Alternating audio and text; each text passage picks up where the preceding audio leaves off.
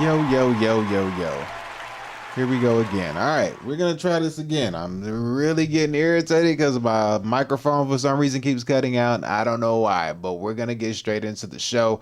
Thank y'all for tuning in, for bearing with me for all these technical difficulties I've been having. It's your boy Daniel with DnL&x Fitness going in today. So we're going to talk about our topic today of the future of America with politics, the future of American politics. Future of American politics is going to be a very distinct change that's going to come to the country very, very soon. It's already been happening. People have been paying attention. I guess if they see it, they don't know what to do about it, nor have they noticed. I always say Americans are selling out Americans, but this country is going into a direction I would say is biblical at the end of the day. It's gonna happen. You can't stop it, but I just want to bring it to your attention so you can see what the future of American politics is going to look like, regardless of how much of a fight that is put up. Like I say, they always say that America's been a country for like 250 years. Was it the Constitution? Everything was started in 1776. So we're at this inflection point, basically, to where things are on a serious change. It's going from a change from a capitalism country to a communist country to a Christian nation to an Islamic nation, and that's what it's headed towards, and there's really nothing that you can do about it. I believe that it's biblical. It's going to happen the way it's going to happen. You just have to understand how you're going to navigate in a situation that's going to happen the way it's going to happen.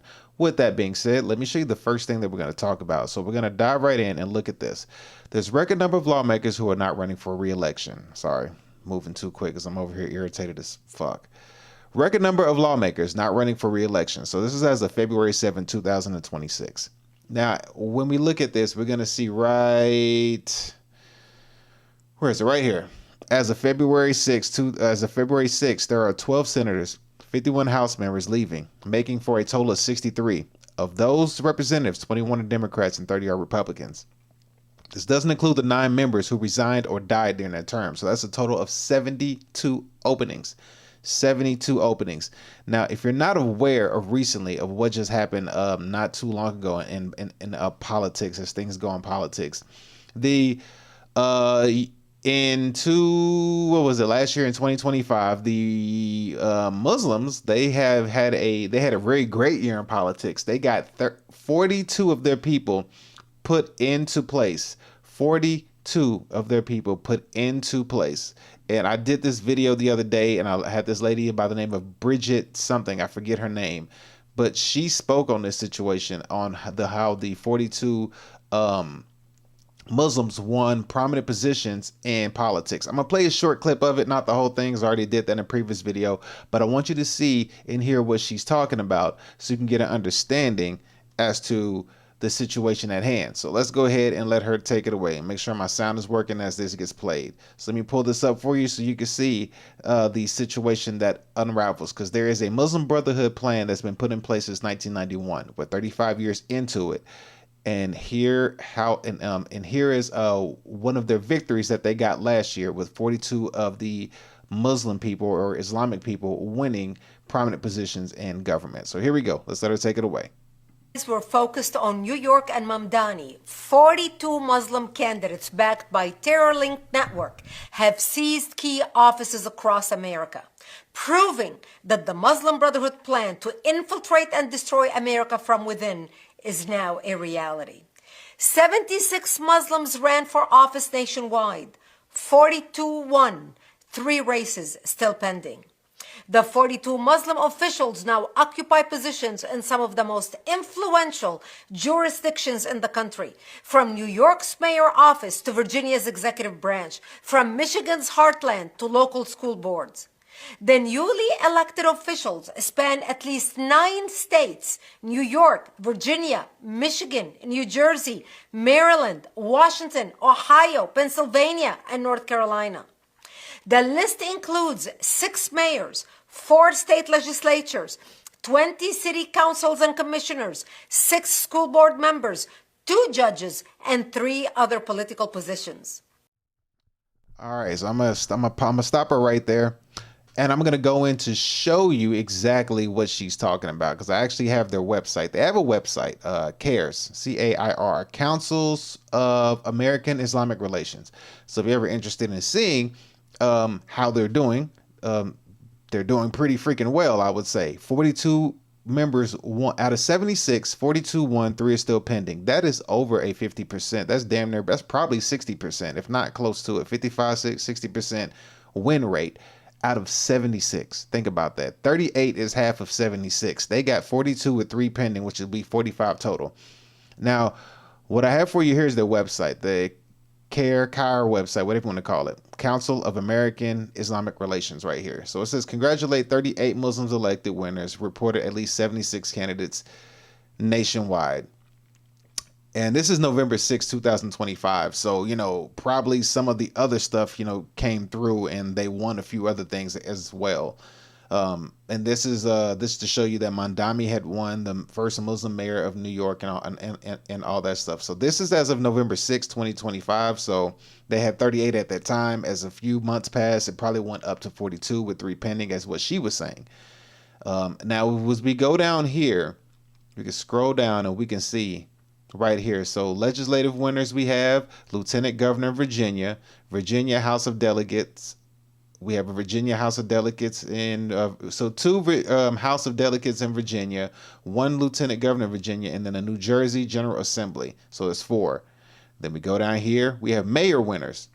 So we got Mayor of New York, 2 mayors in Michigan, 1 mayor in Maryland, and 1 mayor in New Jersey. Then we go down, we got city councils. So we got city councils everywhere. City councils in multiple in Michigan, multiple in Minnesota, 1 in Jersey, multiple in Washington, multiple in Ohio, 1 in North Carolina, 1 in Washington, 2 in Pennsylvania.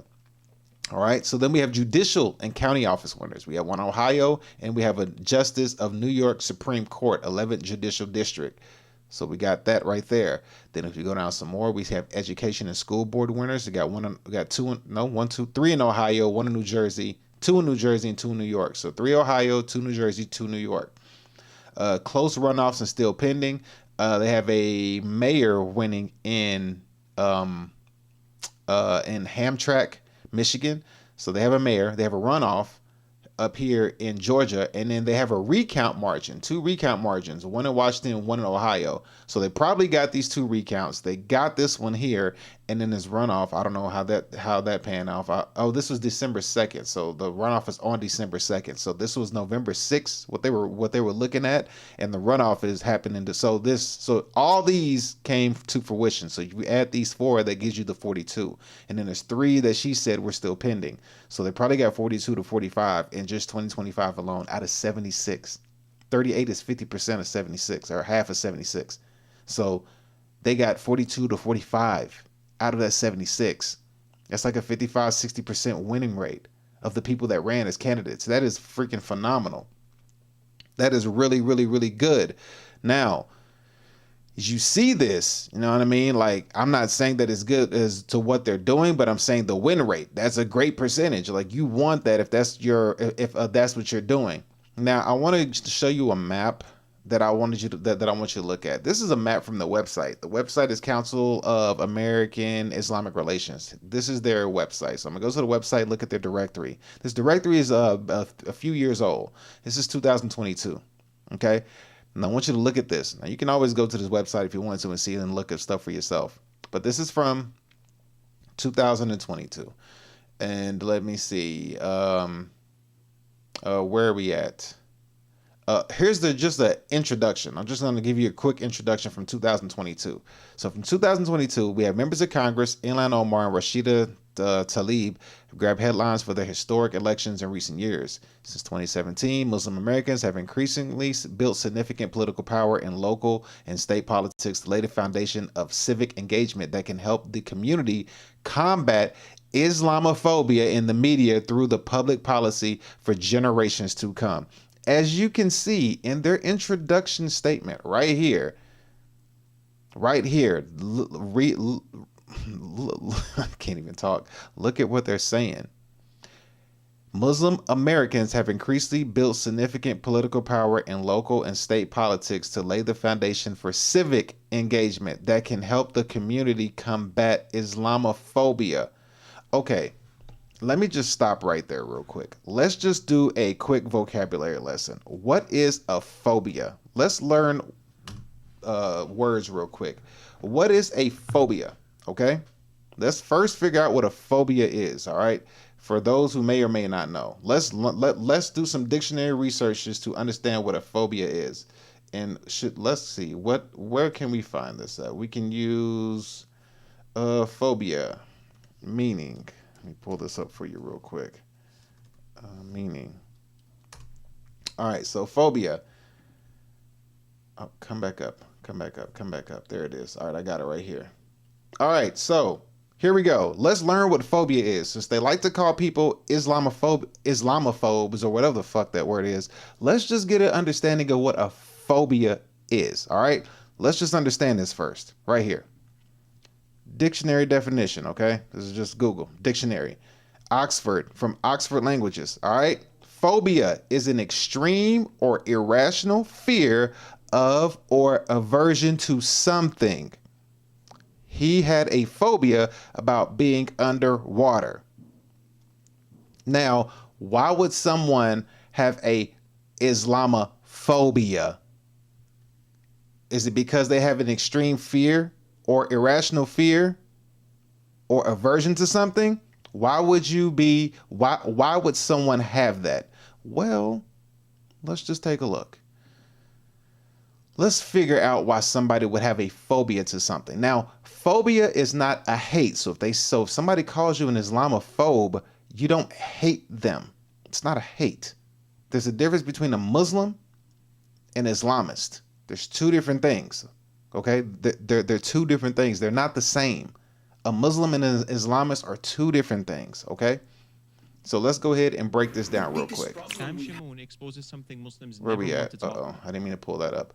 Let's figure out these two different, let's figure out what an Islamist is and understand what the phobia is of a Islamophobe and why people probably do have a fear of Islamists, okay? Not Muslims, Islamists. There's a clear difference.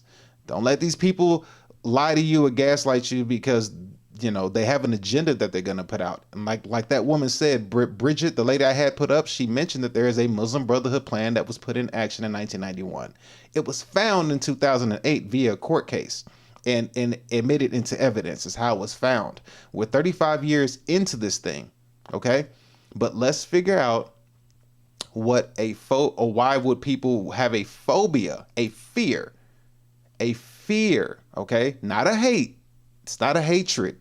It's a fear of something. Phobia means you have a fear of something. Let's figure out what an Islamist is and how they see things. Let me go ahead and pull this guy up real quick. I got to find him. Where is he? I should have had this up already, but I can't find it. Let me see. Bear with me. Because today has been a hell of a day trying to get this stream going, and something's just kept stopping me over and over. But I'm gonna find this for you real quick. So just bear with me. Because I'm going to have someone say it that comes right out of their mouth and not mine, because I don't want to use my words. I just want to use dictionary words for people to understand what a phobia is, and then let's figure out what an Islamophobia is, all right? Or why people would fear Islamist.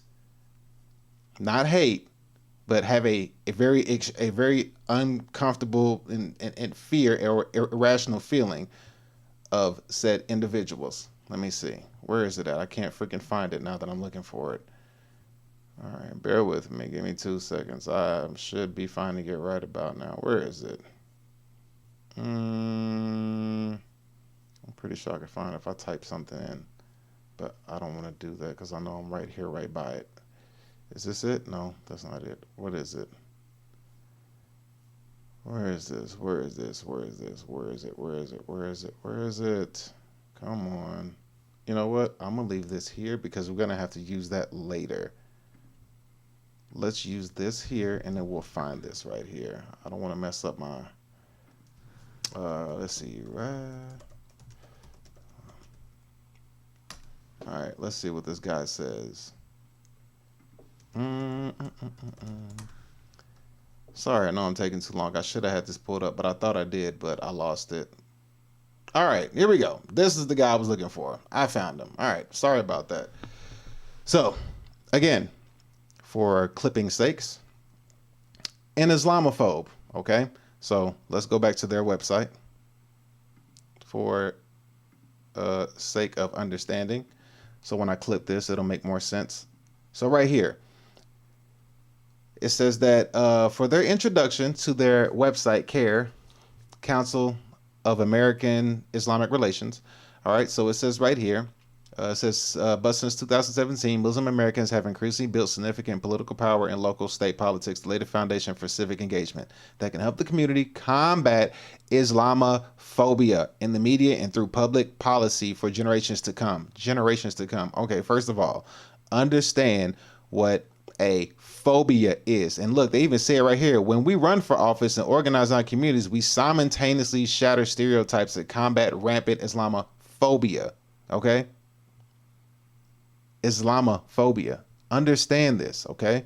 A phobia. We just broke down what a phobia is. A phobia is an extreme or irrational fear of or aversion to something. It's not a hate.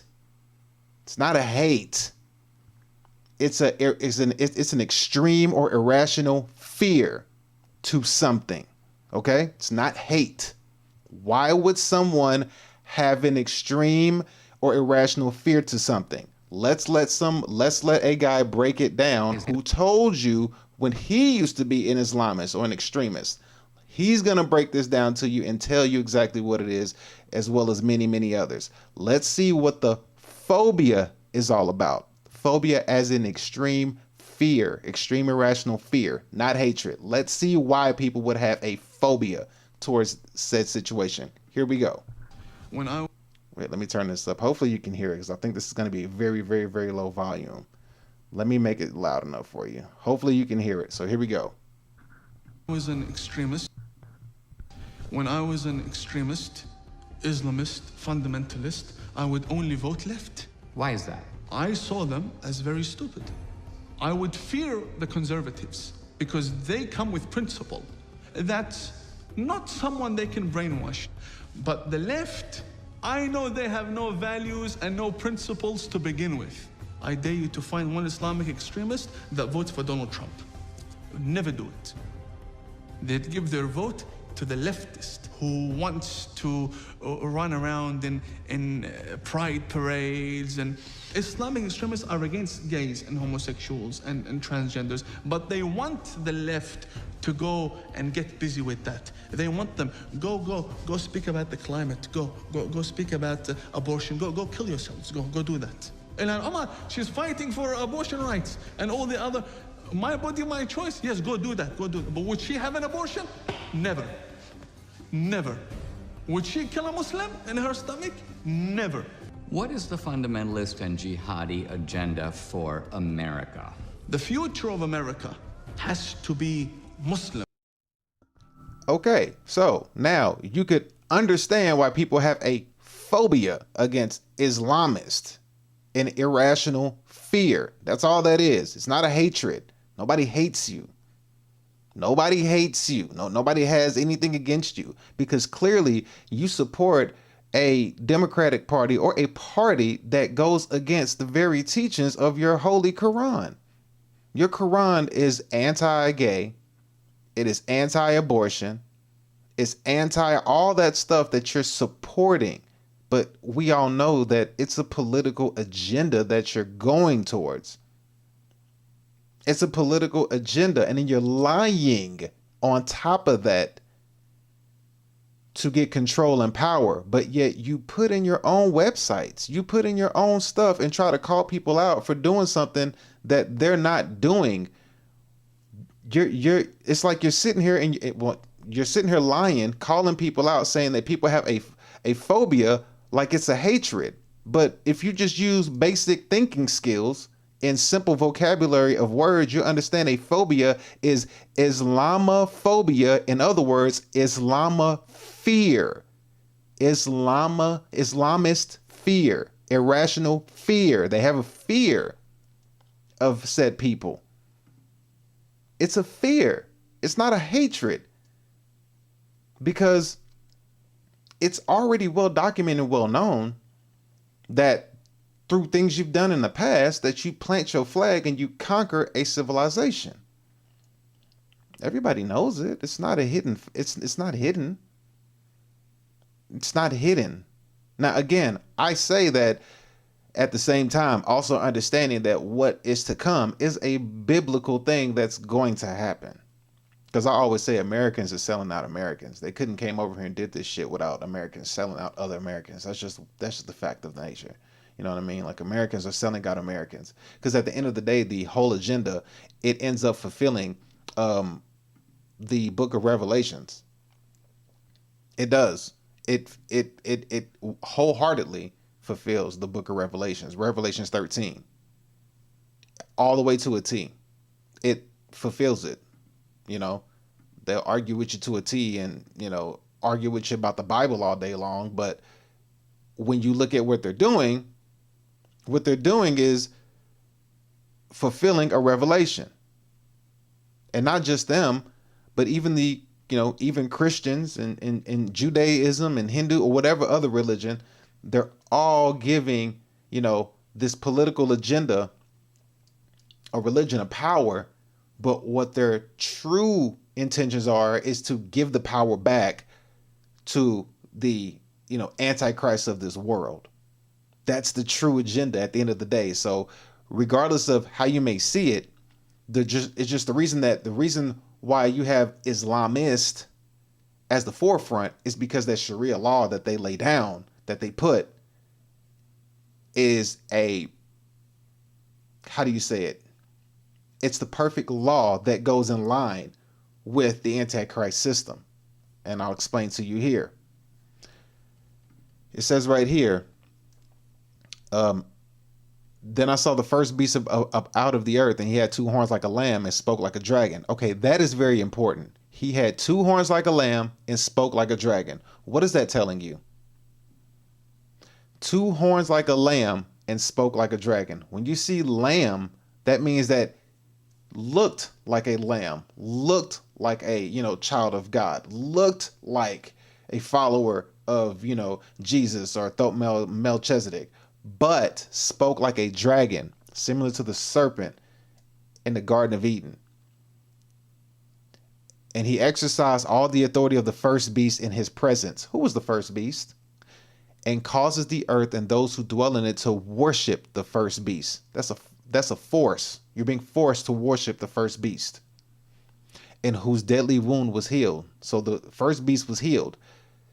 He performed great signs, so that he even makes fire come down from heaven on earth and in the sight of men. And he deceives. Deceives. It's a deception.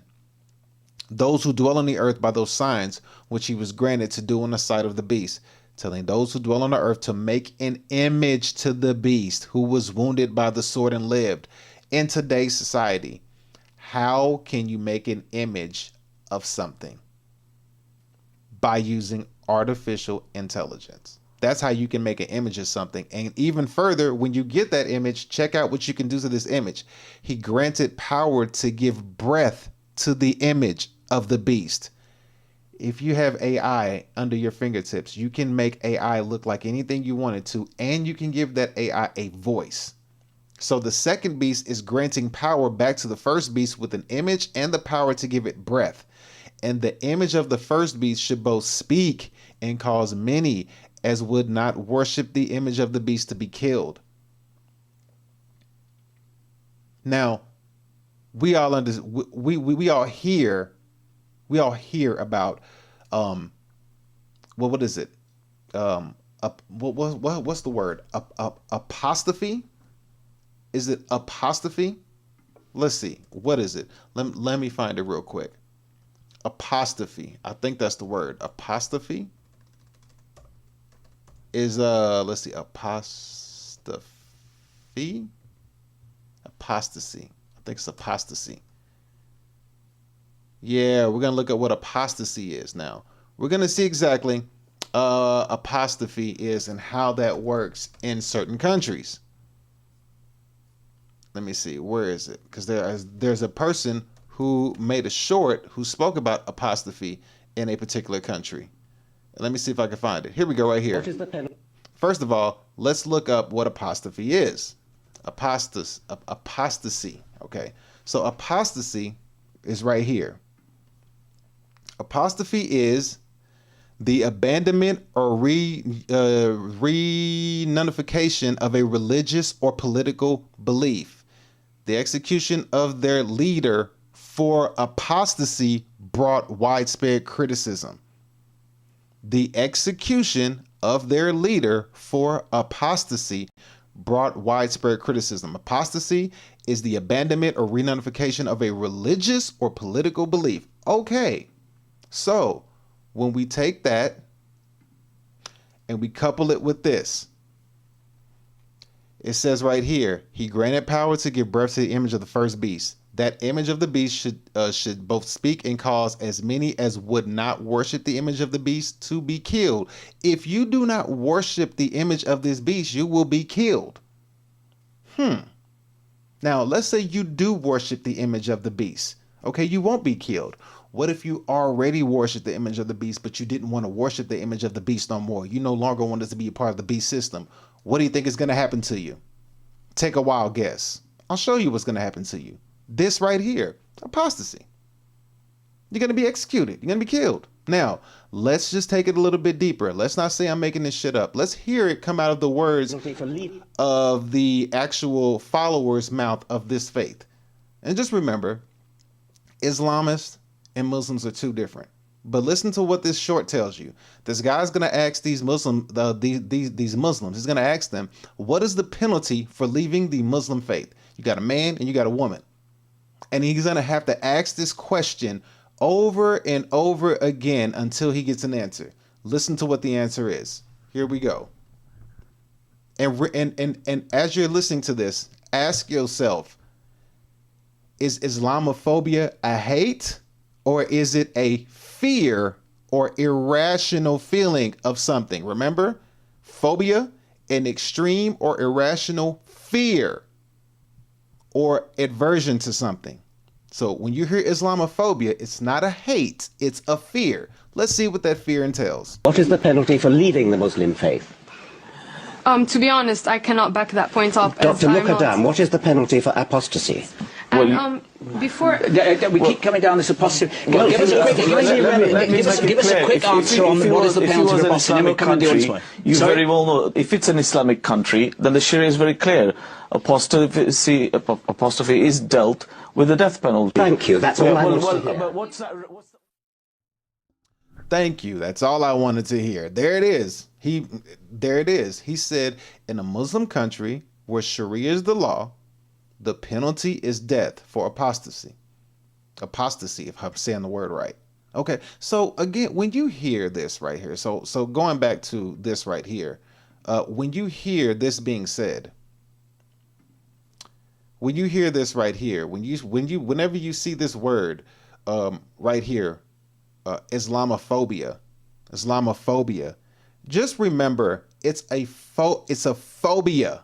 A phobia is an extreme or irrational fear or aversion to something. It's not a hatred. You don't want to harm anybody that you have a phobia to. You want to stay away from it because you know it's going to cause you harm. Now, I didn't mean to pull that up. Now, as we go in a little bit deeper to this, let's get an understanding that recently, as we had seen, we had saw what's his name? Don't mess with the Zohan. Mandami. He's recently won mayor.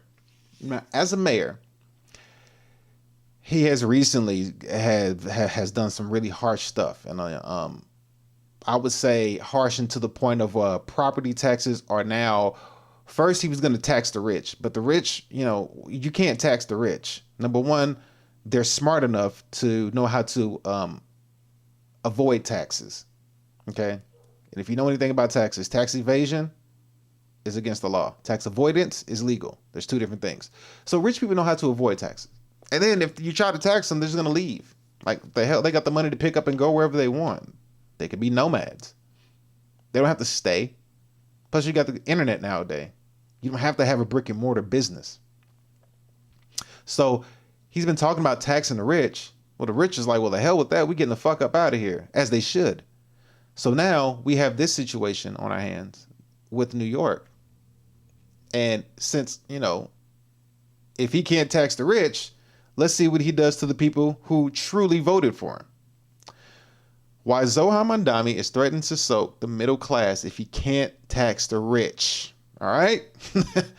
In an effort to curb the city's projected $5.4 billion budget for shortfall, newly elected New York City Mayor Don't Mess with the Zohan is offering an ultimatum to New York City Governor Kathy Hochul. Either tax the ultra rich or the middle class is going to pay the bill. Good Lord, this is what you voted for, man. Bro, that is brutal. That is brutal. You said you were gonna tax the rich to help, but then you said, well, fuck it. We'll just tax the middle class.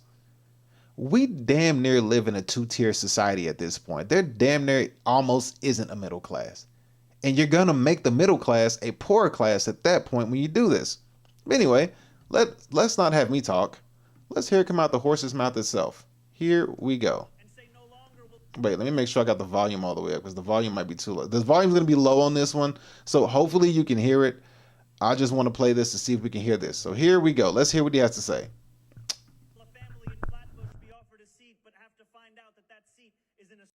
Nah, that volume's too low.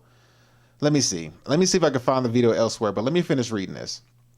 The mayor announced a plan in a preliminary budget proposal on Tuesday, threatening city homeowners with a 9.5% property tax hike should the governor opt not to raise income taxes on the ultra wealthy. And then here's the quotes right here. The onus for resolving this crisis should not be placed on the backs of working and middle class New Yorkers, said Mandami, arguing the property tax hike would be the city's last resort to address the budget shortfall. The tax increase is estimated to affect more than 3 million households across the 5 boroughs and over 100,000 commercial properties, generating an estimated $3.7 billion in annual revenue. All right.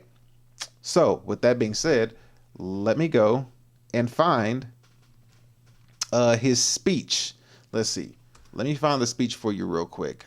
And it shouldn't be hard to find because Twitter. Let's see. Tax hike. Let's see. Mandami tax hike. Because I know they got the speech. Let's see the speech. And I probably spelled his name wrong. That's probably why I didn't get nothing. Is it? I put Mandami. It's Mama. Mama.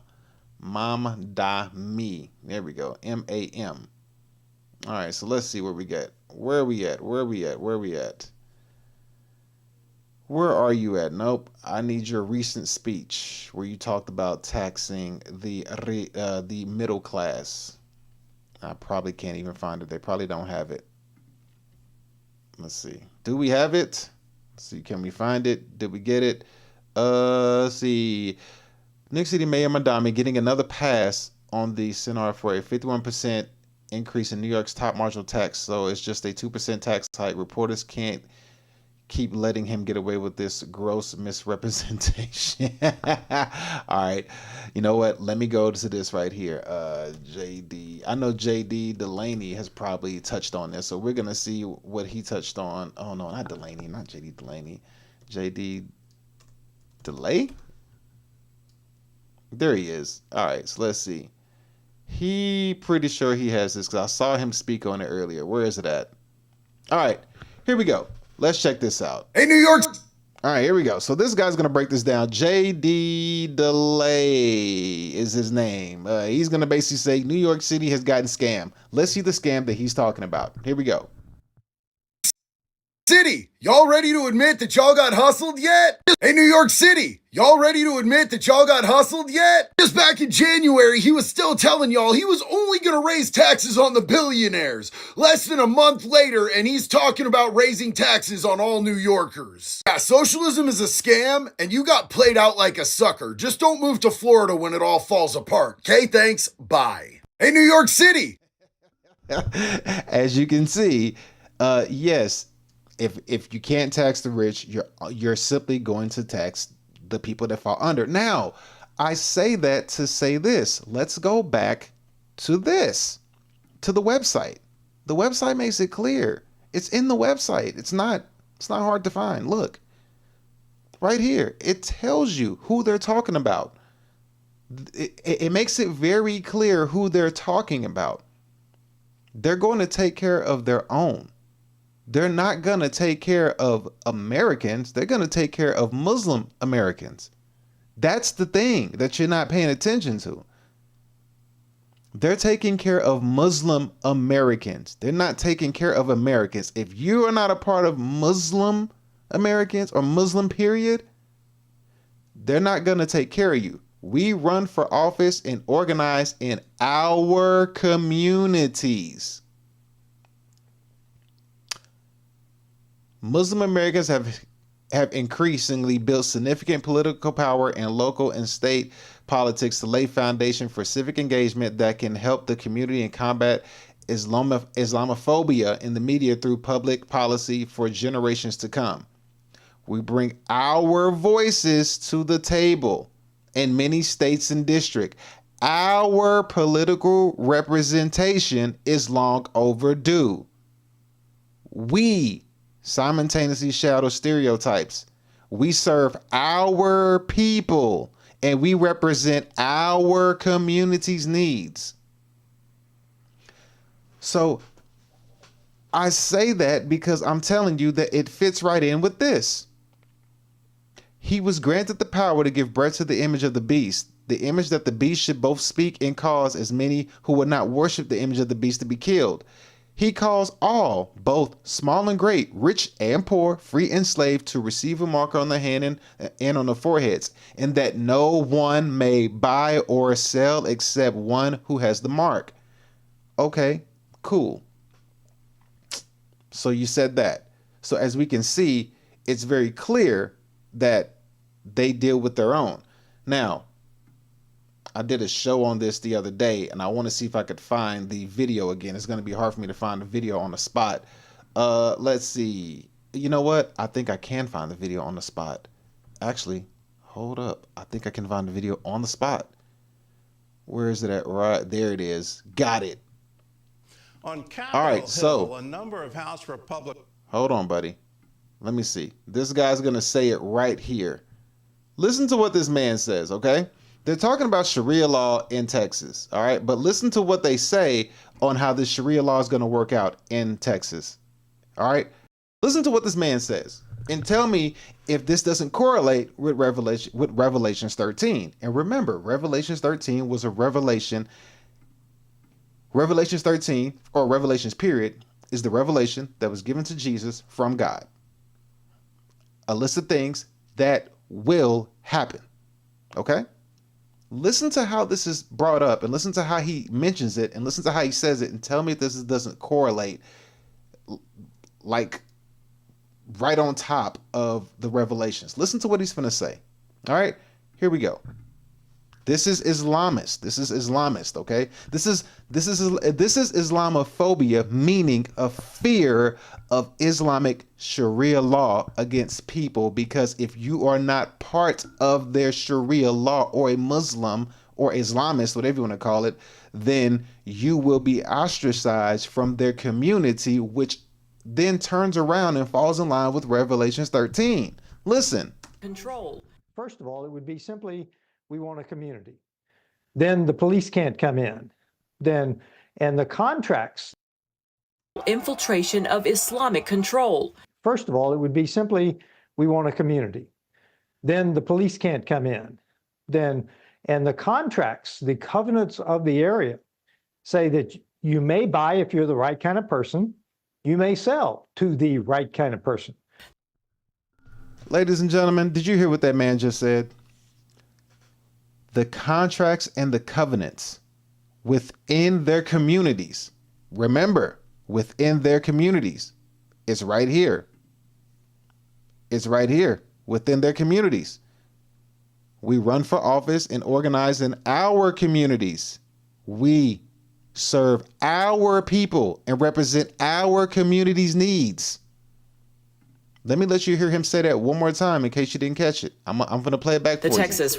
I'm going to let you hear him say it one more time. He made it very clear. Listen to what he said. To a gradual infiltration of Islamic control. First of all, it would be simply, we want a community. Then the police can't come in. and the contracts, the covenants of the area say that you may buy if you're the right kind of person. You may sell to the right kind of person. You may buy if you're the right kind of person. You may sell to the right kind of person. I'm sorry, where have I seen that? He was granted the power to give breath to the image of the first beast. That image of the beast should both speak and cause as many as would not worship the image of the beast to be killed. He calls all, both small and great, rich and poor, free and slave, to receive the mark on their right hand or their foreheads, and that no one may buy or sell except those who has the mark. Now, he clearly stated that there's a contract or a covenant that goes into these communities. There's a contract or a covenant that goes into these communities. He made it very clear. Now, if you want to see what that looks like, I'll show you what it looks like. Because you had a dude, you had a young cat. I like to call him a young cat because that's what he is. By the name of Nick Shirley. Let me pull him up real quick.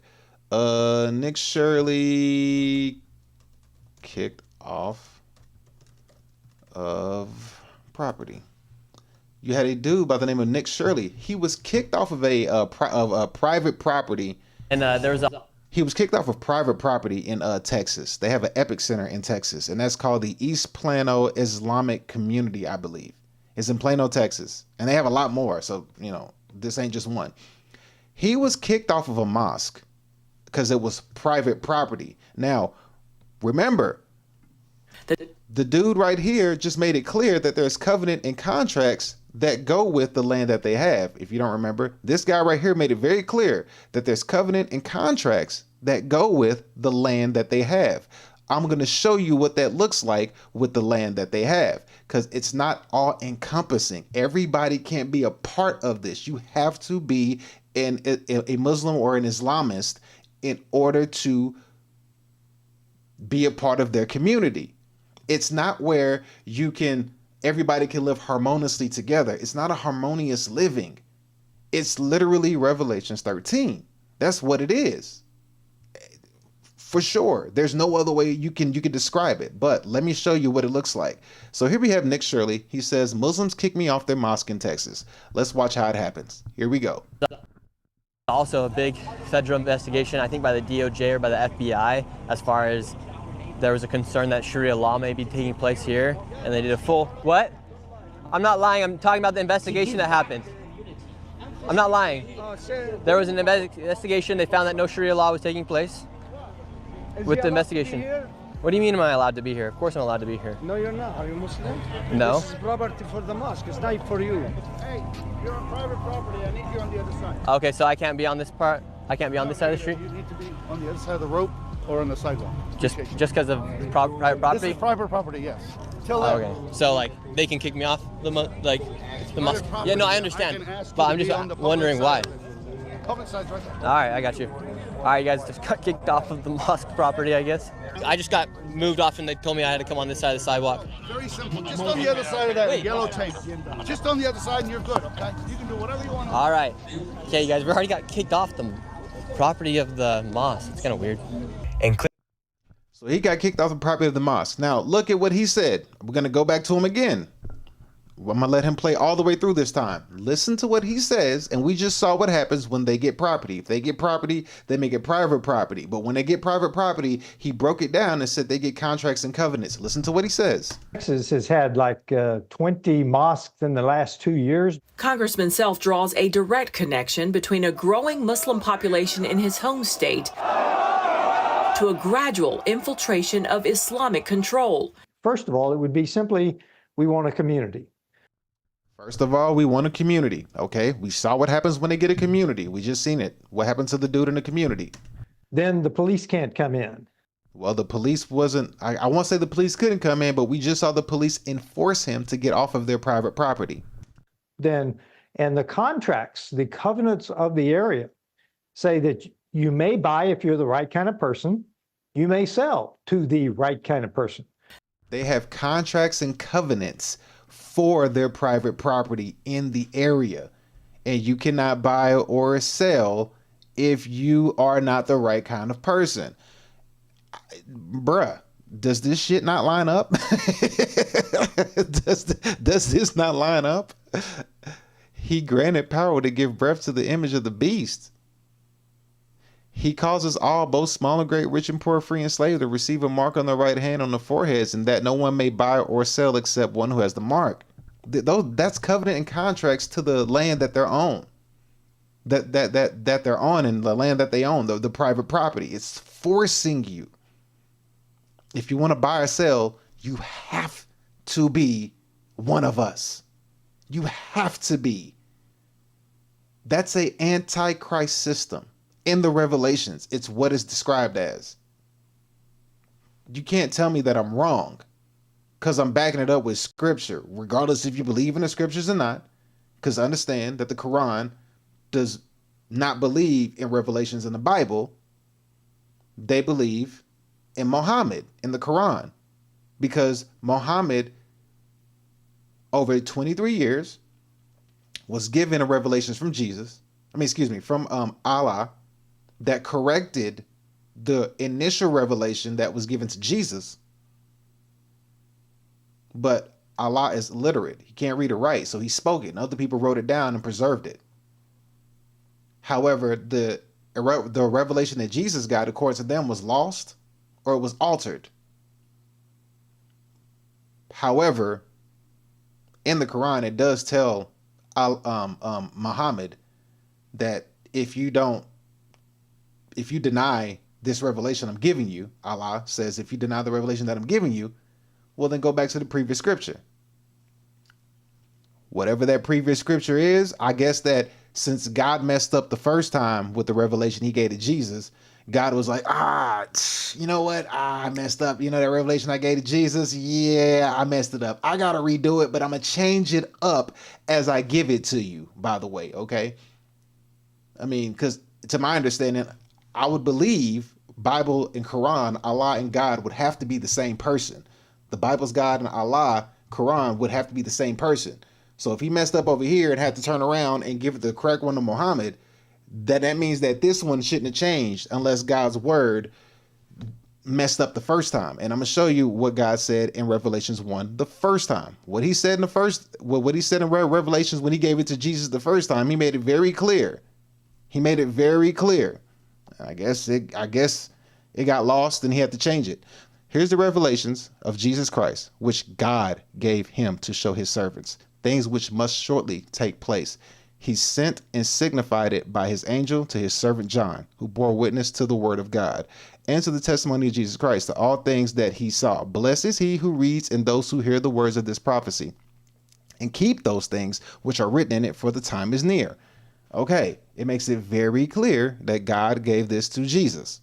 The revelations of Jesus Christ, which God gave him to show his servants, things which must come to pass. He sent and signified it by his angels to his servant John. So he gave it to John. The angel gave it to his servant John. So this is the revelations of Jesus Christ. God gave it to show to his servants. It was signed by his angels, and then it was handed over to John, or whatever, showed to John. Okay. Now, to my understanding, that Islam does believe, or not, the Quran does state that it was lost or altered. So this revelations got lost or altered down the way. Okay, let's say it did. Let's just say, for the sake of whatever, let's say it did. Okay, if it did get altered, okay, if it did get altered, but it should be the same revelation. But how do you know the revelation got altered? That's my question. If you're saying that this revelation that I'm reading from the Bible was altered, and he went back and confirmed, didn't say he corrected, they say he confirmed it, or maybe they say he corrected. I'm not sure. They may say he corrected it, but how do you know what the first one was if this one was lost or altered? Then that means that they're saying that Allah got the original, got the right one. Well, let's just say Allah got the wrong one. Let's just say he did. Here's a warning to those who tamper with the revelations. For I testify to everyone who hears the word of the prophecy of this book. This is what happens if you tamper with the revelation that was of Jesus Christ. If anyone adds to these things, God will add to him the plagues that are written in this book. And if anyone takes away from the words of the book of this prophecy, God shall take away his part from the book of life, from the holy city, and from the things which are written in this book. Okay, cool. We got it.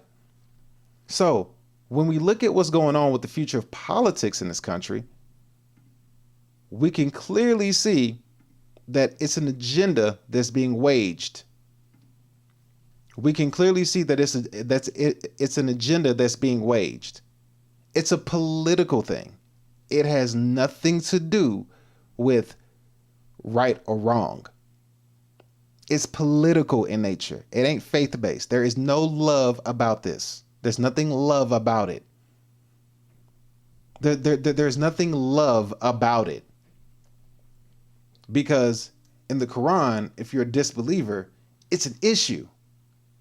But at least in the Bible, you pray for the people who don't believe in, God or Jesus. You pray for them. You hope for the best for them. You want them to at least better themselves. But on the other hand, in the Quran, the disbelievers, it's like, sink or swim. It's not a harmonious thing. Now,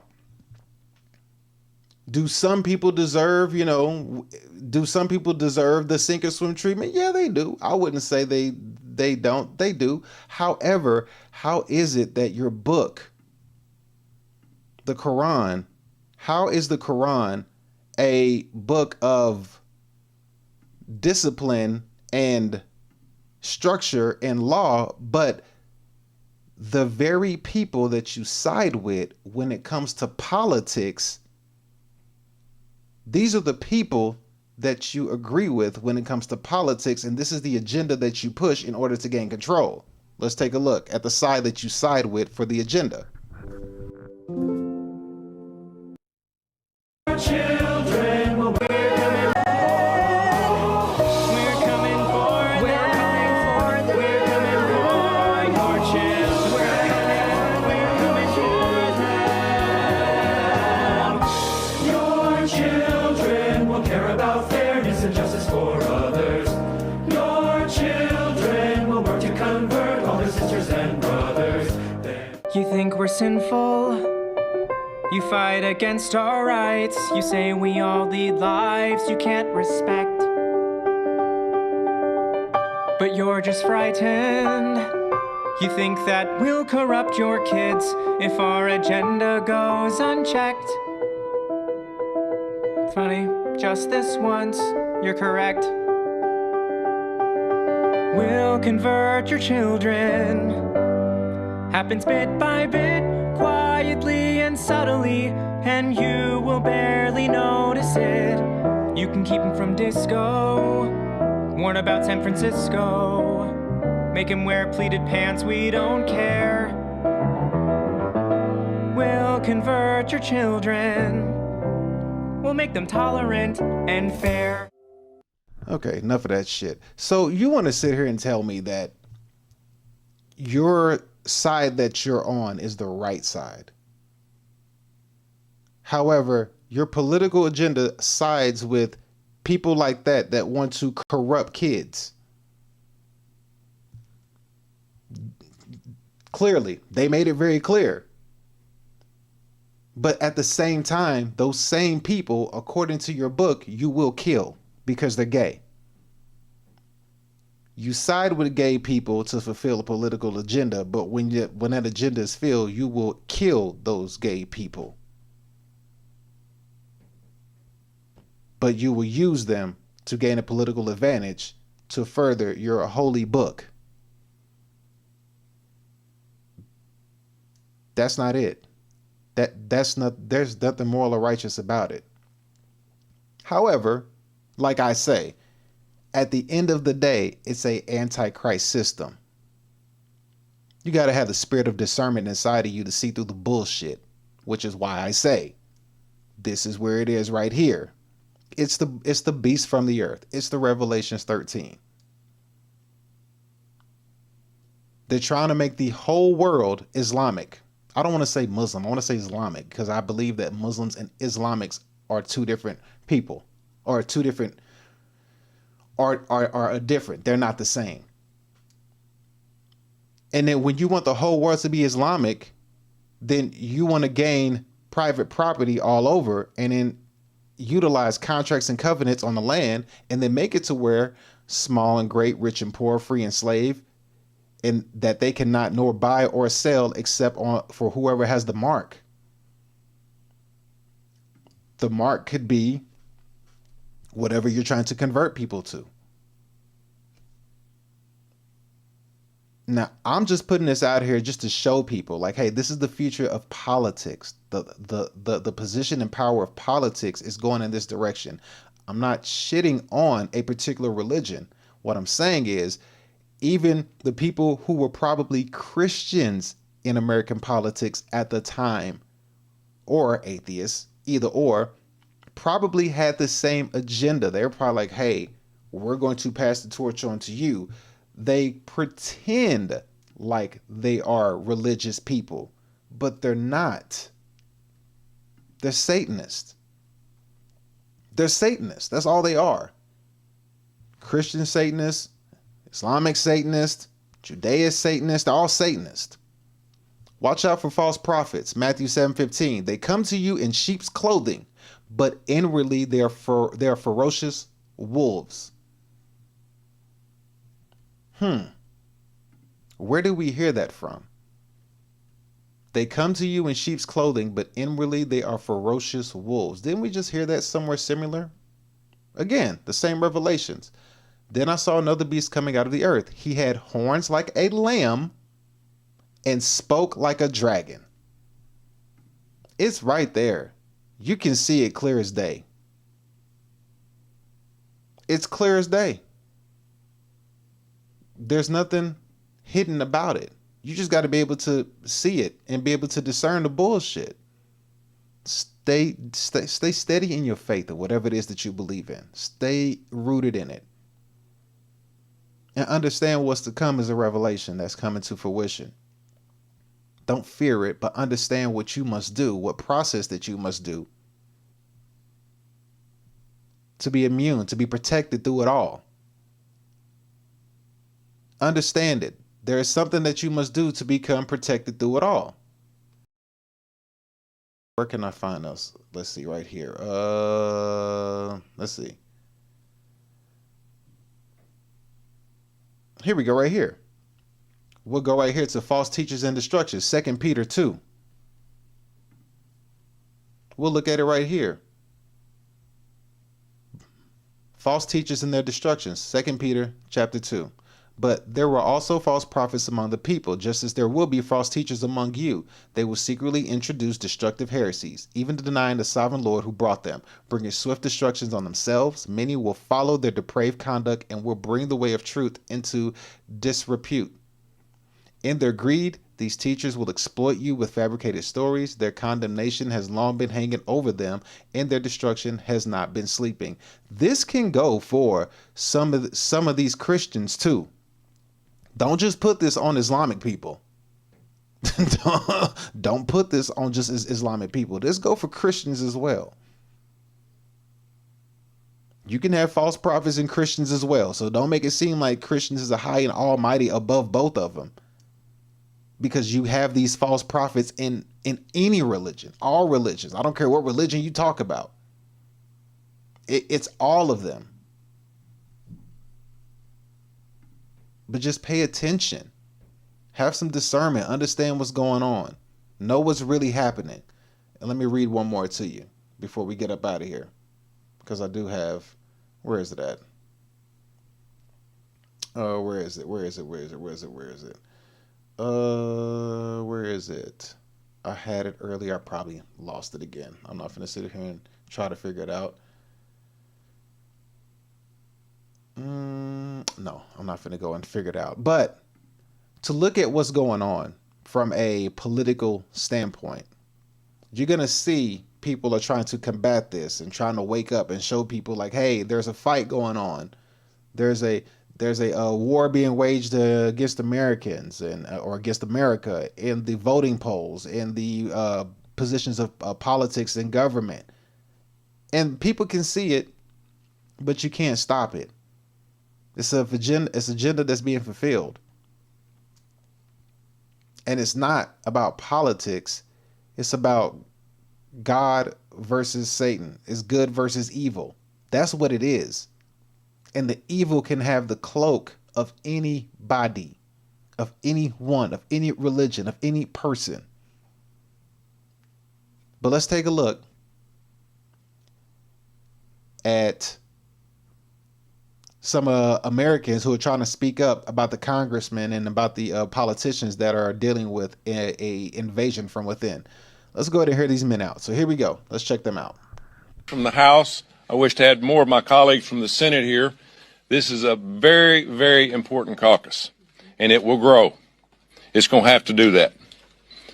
It is just unfortunate, but folks, wake up, America. We got to wake up. The enemy is inside the gates. It is very, very important that we start to understand every day of how important this is. Important to us, our kids, and our grandkids, and the future of this great nation. 250 years that we've made it. But we're being attacked every day, and it's growing. But our side needs to grow also and fight back. There's a silent revolution that's going on in our country. We have to remember that radical Islam is not a religion. It is a political organization run by terrorists. No easy way to put it. Islamic extremism is infiltrating the U.S. and refusing to assimilate. But what's even darker than that, many of them are openly admitting that they are here with the intent to destroy our country and to kill Americans. They couldn't put it any more clear. This is not a secret. The Quran instructs them to kill all infidels. It specifically encourages them to behead all infidels. If you're not a Muslim, they don't want you here.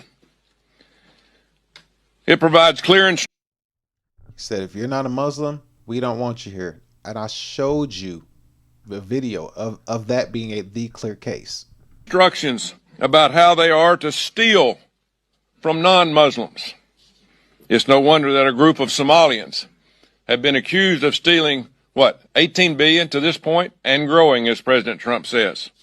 Roughly 5 million Muslims live in this country, in the United States of America, and on the rise. We do have people who are Muslims in this country, of Muslim descent, who do not practice Sharia law, and they are welcome because they want to assimilate to our culture. But woke cities like Michigan, Minnesota, and New Jersey are replacing American civic norms with radical Islamic policies. Minneapolis became the first major U.S. city to allow amplified Islamic calls to prayer year-round. Noise ordinance be damned. This type of practice is not even allowed in most Muslim countries. Why do they do it here? They want to be seen and heard. All right, I'm not going to play the whole thing, but he basically made his intentions clear. And he made it known that there is a difference. There is a key difference. Find one Islamic extremist. Hold on, buddy. Calm down. He made it very clear that there's a difference between Muslims and radical Islam or Islamists. His name is... He made it very clear that there's a difference between the two. Very clear that there's a difference. And we all know that. I know Muslim people. They some cool ass people. They cool. Ain't nothing wrong with them. They good peoples. There's nothing wrong with Muslims. But these radical Islamists, wolf in sheep's clothing, that's the difference. That's the radical difference right there. That's the one that's trying to, change and cause extreme harm. And I'm gonna have this lady right here, Ayan Hirsi Ali, I believe her name is. She's gonna break down the difference between a Muslim and an Islamist. And she's been on this for decades. Let's let her break this down to you. Here we go. is Abdallah Jarbu. He was the Hamas Deputy Minister of Religious Endowments. He says the Jews suffer from a mental disorder because they're thieves and aggressors. They want to present themselves to the world as if they have rights, but in fact, they are foreign bacteria, a microbe unparalleled in the world. It's not me who says this. The Quran itself says that they have no parallel. May He annihilate these filthy people who have neither religion nor conscience.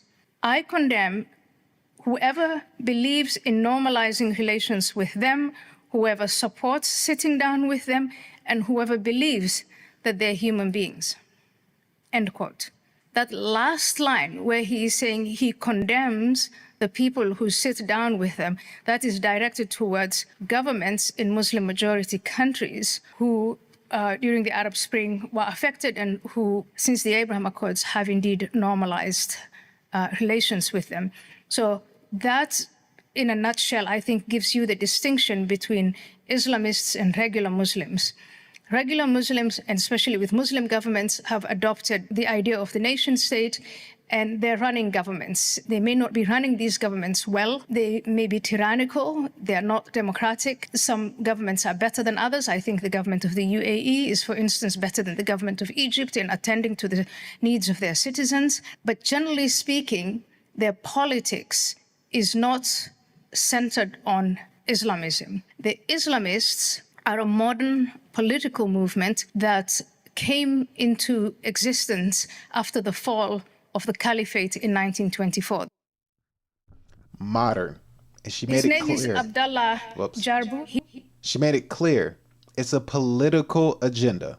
It's political in nature. Don't let this speak of God fool you. Don't let the speaking of God fool you. Don't let it fool you. Just be aware of what's going on. That's all I want to bring is the awareness and the future of politics in America. That's the future of politics in America that's going on. That's what's happening. And I mean, and to be blunt, to be very blunt, they're doing a very good job of, like I said, taking over and getting into politics, doing it the way that they need to do to make things change. And like I just showed you early in the show, 72 positions for U.S. lawmakers will be open. Last year, they had 76 candidates. 42 or 45 of them won. That's over a 50% victory. They have private property in Texas, probably New York, Minnesota, probably California. They probably have property taxes all over. They have financial backing already backing them. They've already they've already robbed or defrauded the American government system with the help of Americans like Tim Walz and Jacob Frey, and even deeper down if you go into it deeper. I'm pretty sure those are just the surface people. Pretty sure there's other Americans who have helped and are pushing this to happen. It's going in that direction. Ain't nobody paying attention. A lot of people ain't paying attention to it. They're seeing like people get deported, which you know, that happens. We're seeing deportation go on, but like at the same time, or people getting deported happens. We see that going on. But at the end of the day, there's 72 U.S. lawmaker positions that are open. 72. They did a over 50% win rate last year with positions in government. They're going for those 72 positions that are open for U.S. lawmaker. They're going for that. They're going for it. And if they get those political positions, that's the turning point that we're going to see. We're already seeing it now. They got the money to back. They got the mosque. They have the families. They got the children. They got the families. They got the voting of the Democratic left side of people. They have that voting power, even against the people who go against their faith in the Quran. They got their votes, even though they're gonna kill them when the time comes. Like they got it. That's just letting you know that that's the direction that it's headed. Now, I'm going to show this last video, then we're going to end this show. There is this woman, she spoke on Iran, okay? How Iran was before and what it became after.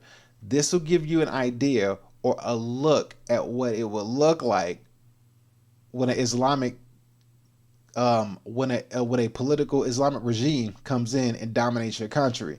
So let's take a look at Iran and see and hear what happens and how it looks. This will be the last video of the show, then we're going to head out. So just check this out. We're going to let this play through. Very, very interesting take. Here we go. And real clear here, I don't have a problem with Muslims. My problem is with Islam. Islam is a wicked ideology. And most Muslims don't know this because they don't read their Quran, but the ones who do are a demonic force built to overthrow and conquer. They did it to Egypt, Morocco, Iran. They've been doing this the last 1,500 years. Yo, look what they did to Iran. Watch this. Again, Iranians are not Arab Islamists. They're Iranians. They've always been Iranians. They have occupied by a regime that is not their own, by a regime that is not speaking their language, by a regime, and let's make that very, very clear, because sometimes it's like hard for us to understand what happened inside of Iran. The Islamist Ayatollahs came to our country, and the first thing that they did, they took our flag, you know, our flag, the Iranian flag, has a lion and a sun on it, and it's like green, red, and white. And they started to write on it with Arabic writing, which is not Persian. It's not our language on there. They took out our symbol of the lion and the sun and replaced it with an Allahu Akbar Islamic symbol in the middle. Just imagine Islam is taking over Washington, taking the American flag, taking our flag, you know, keeping the colors in there and putting an Islamist symbol on it and an Arabic writing on it. Would you think that's our flag? Would you think, oh, this is the government of America now? You would be like, this is an Arab Islamist jihadist occupation. They took down our flag. Then they started to replace everything that's Iranian, our ministries, our churches, our synagogues, our Jewish community. We had the biggest Jewish community inside of the Middle East, outside of Israel. They wiped them out. They wiped out our Christians, our Zoroastrians. They forced people to convert to Islam. They changed our language in our schools. They started teaching Arabic. Our national anthem, they replaced the national anthem with some weird anthem that no Iranian can even identify with, because every other word of it is Islamic. This is for educational purposes. America? All right. You hear what she said. And for those of you who need a little no, I think language. For those of you who need a little crash course on what she made very clear about Iran. History is Persian, not Arabic. Remember that. And she said that they're going in taking over schools and churches and all this stuff. We're seeing that now. Why do I bring this to your attention? Because of this right here. Let me just go back to the very beginning of the show. This right here is going to be a very, very big pivotal moment in America, for sure. Record number of lawmakers not running for re-election. Record number of lawmakers are not running for re-election. What's that number again, in case you forgot? 63 total. And not including the 9 members who resigned or died during their term. So that makes a total of 72. 70 freaking 2. And last year, they got 42 to 45 people in position. And as we see here in their introduction of their document in 2022, the CARE, in their introduction, it makes it very clear. It says that right here. We run for office and organize in our communities. They are not concerned about the community of the country. They're turning it into their shit. We serve our people. We represent our community's needs. We bring our voices to the table. In many states and districts, our political representation is long overdue. Do you understand what I'm saying? That's all. The purpose of the show is to bring that to your attention, to understand that this is what they're doing. And if you don't understand what it would look like, I'm gonna let this guy break this down to you. What happens if they get property and how they do things. To a gradual infiltration of Islamic control. First of all, it would be simply, we want a community. Then the police can't come in. And the contracts, the covenants of the area. In the contracts, the covenants of the area, the property that they own. Say that you may buy if you're the right kind of person. You may sell to the right kind of person. Just like that. Just like that. That's Revelations 13 in a nutshell. And what happened to Nick Shirley when he got on private property? Muslims kicked him off of their mosque in Texas. Why? Because he wasn't the right kind of person. He wasn't the right kind of person. He won't be able to buy or sell on that property because he ain't the right kind of person. Where we hear that at? Like always, he calls us all, both small, great, rich, poor, free, and slave, to receive a mark, and that no one may buy or sell except ones who have the mark. It's coming. It's damn near here. I'm not telling you to fear anything. I'm just trying to bring awareness as to what's going on. I'm showing it to you firsthand. I'm showing you it like verbatim. Like I'm showing you exactly what's going on. Mandami is already putting a what is he doing? He's putting the property taxes on the middle class, since the ultra rich ain't going for it. The ultra rich is like, nah, you can't. The ultra rich is leaving. I think I got rid of it. Did I get rid of it? I think I got rid of that. I did, or else I would show it to you. He was trying to tax the rich people. And it was like, well, if we can't tax the rich, we got to just slide it on down to the middle class. Again, don't let these people hit you with this bullshit word. Don't let them say right here, we lay the foundation for civic engagement to help the community combat Islamophobia. Don't let them use that stupid ass word against you, because Islamophobia is not hate. Again, Islamophobia is not hate. What is a phobia? What is a phobia? I've already showed you. I'm going to show you again. A phobia is simply an extreme or irrational fear or aversion to something. You have an extreme or irrational fear to something. Of course you have extreme rational fear to Islamists. Have a fear.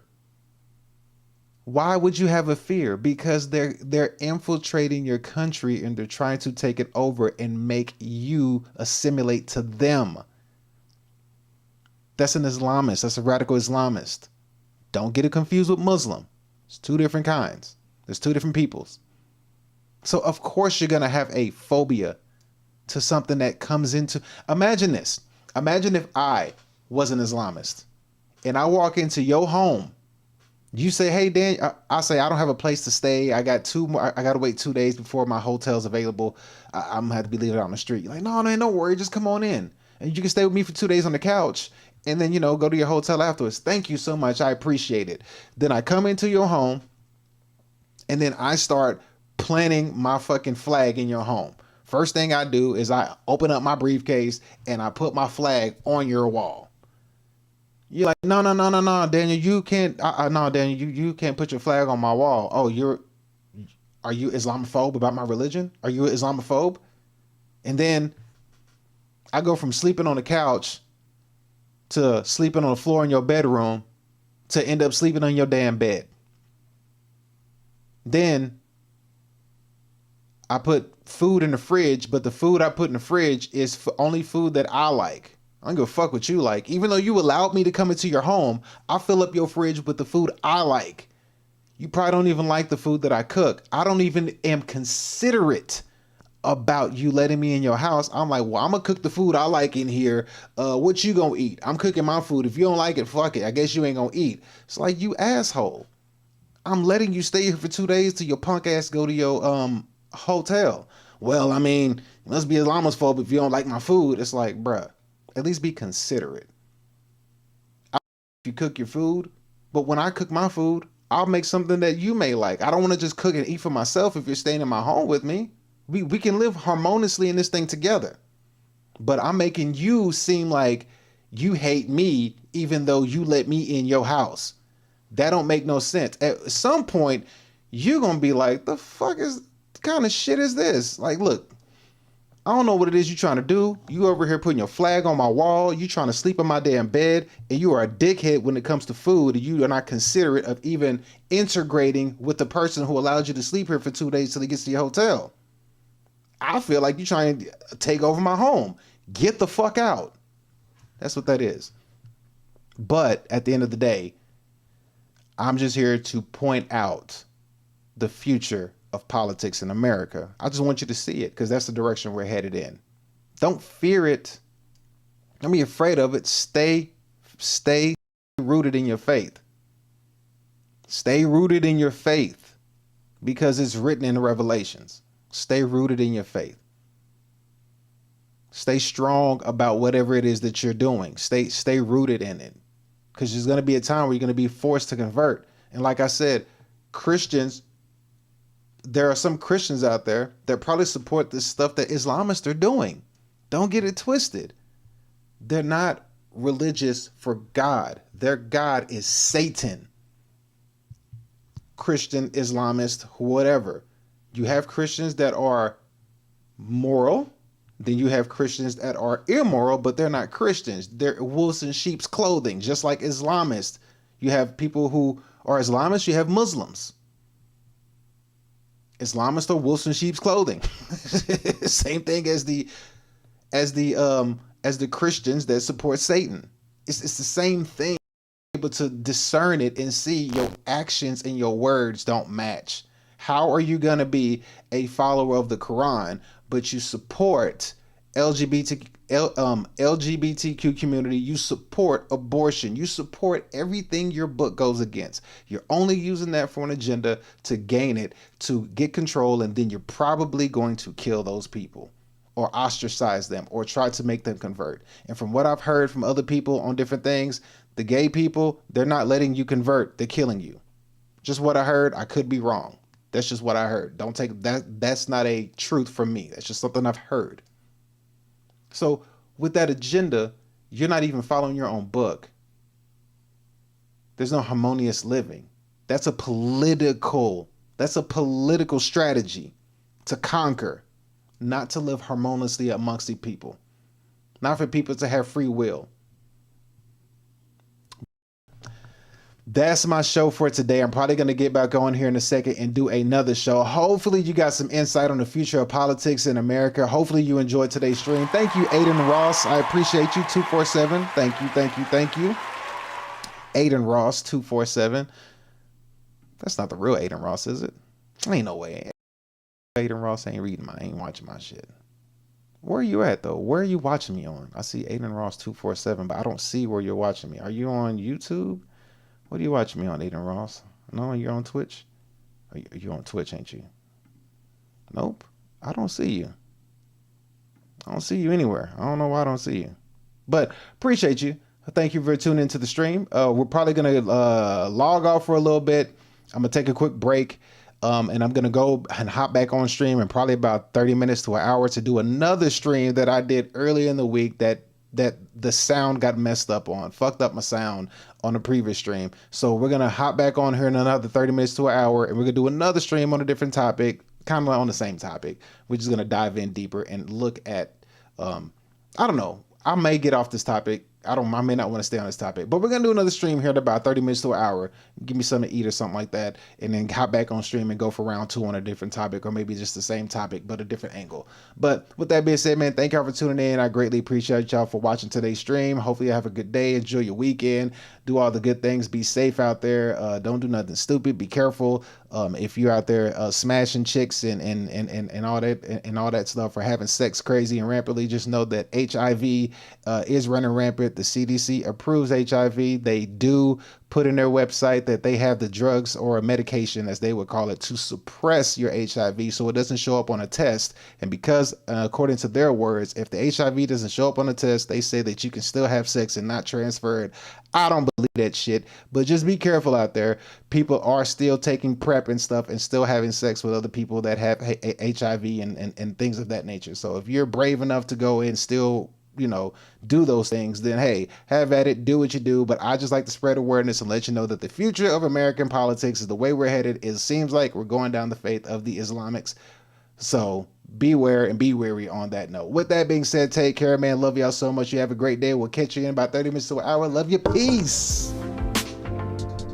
Thank you for watching D. Elliott Fitness live stream. Goodbye.